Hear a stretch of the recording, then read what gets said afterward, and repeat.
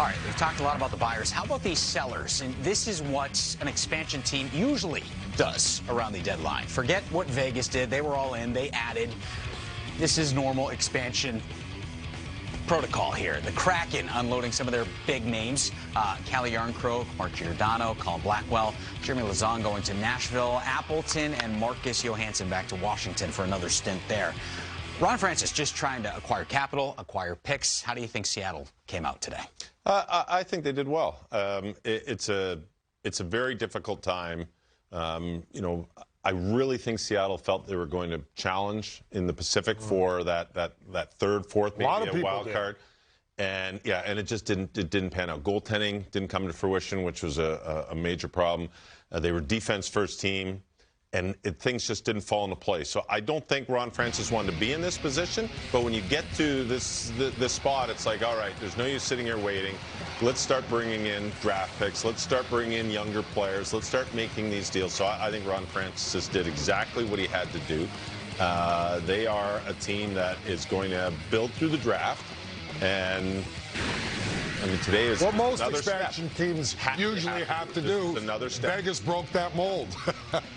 Yeah, it's difficult because they didn't have anybody on the team they could say we're going to get a first rounder four, and that was something that, maybe that would have been something at the expansion draft that you might have said, okay, I can take this player. Maybe, Carey Price didn't play, but if they had been able to take someone like a Tarasenko, he was available, right? They might have been able to get a first rounder for him, but maybe he may not have put the same numbers up that he's not doing in St. Louis. So I mean that's all hearsay anyhow. But for the players that they had and the picks that they were able to get, it's exactly what you want to do. You want to build up. The next 2 years are going to be projected to be very deep prospect drafts, which means you get down into the third round.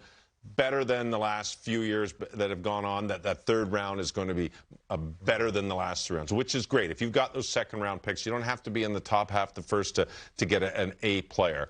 So it's going to be very interesting to see how it develops. And you rely on your scouts now, but that's what you have to do to be better. And Seattle is this is their first year. I think he did a very good job. Hey, grab as many assets as you can. And that for the Seattle Kraken is draft picks. That's a lot of players that played pretty well for them. Obviously, the team didn't have a ton of success and maybe not quite the success they expected. I agree with you, Reader. But having said that, it's some good hockey players there going to help some other teams in Seattle. That was the position they were in, obviously, and you make the most of it. And I agree with Reader.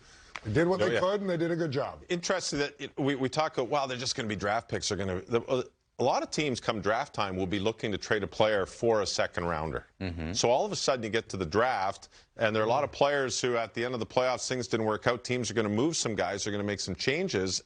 We see a lot of, we think today gives you flexibility. The draft is busy. You can trade second rounders at the draft if you've got multiples for a player who's going to fit into your lineup. And teams that are up against the cap have to get rid of a real good player. They have the biggest asset, and that's cap room right now. That's it, exactly. So you've got cap room and you've got draft picks.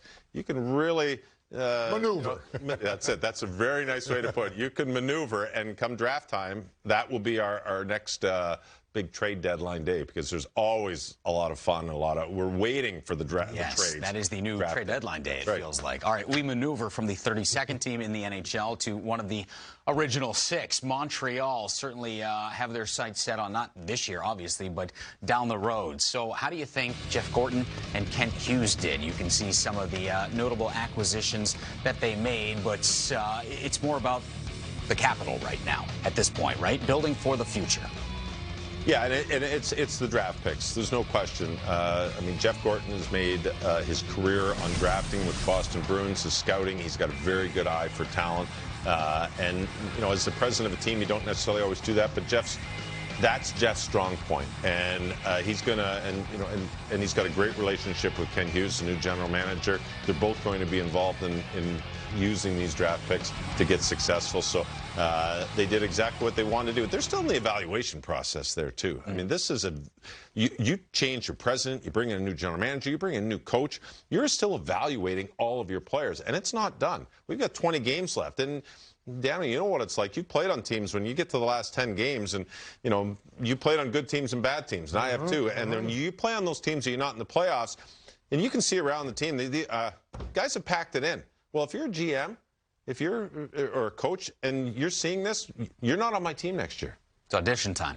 Exactly. And so there's a long way to go for the Montreal Canadiens and the group of players that they've got to see what this lineup's going to look like next season. So, I mean, they've got a long way to go. I think they're probably ahead of the curve with some of their young talent. They've got Suzuki, Caulfield. These are great young players in that organization. So we'll see how this goes. And Carey Price is a huge factor as well in that team. I think Gorton and Hughes have to be extremely happy the way the team has responded and the revitalization of their young guys that you get worried about. Even when you watch Caulfield or you watch Suzuki going, struggling. I know it was team collectively. You watch them struggling and go, boy, what's going on? How are we going to get better? Those are the two guys we're counting on to kind of be a foundation. Then all of a sudden, Marty St. Louis comes in, and there they are. They're the guys that we expected. The Canadiens have played some really good hockey lately, and since Marty St. Louis become head coach. And it's good to see, but you're right. The draft picks are so valuable for them, retooling, reevaluating. You name it as far as Montreal Canadiens. But I like what they've done lately, and I give Marty St. Louis a lot of credit. He's done a good job, but moving forward, I think they're in good hands. Hey, Gortz has got that draft lottery. He knows how to work that draft lottery in New York. He got a couple of pretty good picks in winning lottery. Not too shabby. If they can win, not too shabby, I like that. If they can win the lottery this year, guess where the draft is? Montreal. Montreal. How exciting would that be? Shane Wright? To have, right now for sure, Shane Wright, to have the Montreal Canadiens with the #1 pick in Montreal and introduce Shane Wright. That'd be pretty spectacular. Not that I'm, not that I'm saying it's going to happen. Are you foreshadowing? Yeah, he is. No, I'm just saying that Marty St. Louis may want to slow it down a little bit here, guys. Increase the chances of getting the #1. Good luck telling Marty St. Louis. It'd be very interesting. That will. You get a Shane Wright, all of a sudden, you are really speeding. Look at some of the teams that hit rock bottom, and then I'm just looking Montreal climb up the ladder here. Yeah, they're climbing up the ladder quickly. They're climbing up the ladder quickly. But, So we had Seattle, we had Montreal. We know those teams were sellers about a month into this season. The Anaheim Ducks, we didn't know whether they were going to be buying, selling, up until about maybe 2 weeks ago, until the wheels really fell off. So Pat Verbeek takes over midway through this season. Tough spot. What do you think about what the Anaheim Ducks did and what their blueprint is for the future, Reader? Yeah, this one's interesting because they got rid of a lot of talent. And they've got a lot of young talent. They've got a very good, deep pool. And I think right now, if you look at where the Ducks are, they're well ahead of where everybody projected them to be this season. Nobody expected them to say, hey, they could be pushing for playoffs come trade deadline time, which, they just fell out of that. And Pat Verbeek's come in and he said, this is what I'm going to do. This is where I want to go. He didn't draft. He didn't bring any of these players into the organization. You see him here with Julian Brisebois and Steve Yzerman. That's a pretty good group of general managers right there. And Pat Verbeek's been in the game a long time. I played with Beaker. We won in Dallas together. He's done everything you can ask in hockey in the management side. He understands the game completely. So he has a vision that he wants to build this team with, and it started. And if anybody in Anaheim had questions as to what is Pat Verbeek going to do, this is what he's going to do. He is going to bring in new players. He's going to bring in young players, and he's going to build this team in his own image. And that started pretty much in the last week. So we'll see how that pans out. But they've got some very, very good young players there. And I know they talked about trading John Gibson. They've got John Gibson, and they could have him for a long time. You can cover up a lot of problems. And he has. Really good the last couple of years. Yeah. Look, they have a real nice nucleus collection of good young players now, but I agree with you, your assessment, Reader. Pat Verbeek wants to mold this team in what he envisions for them moving forward. A lot of draft picks they collected there and some a couple of seconds.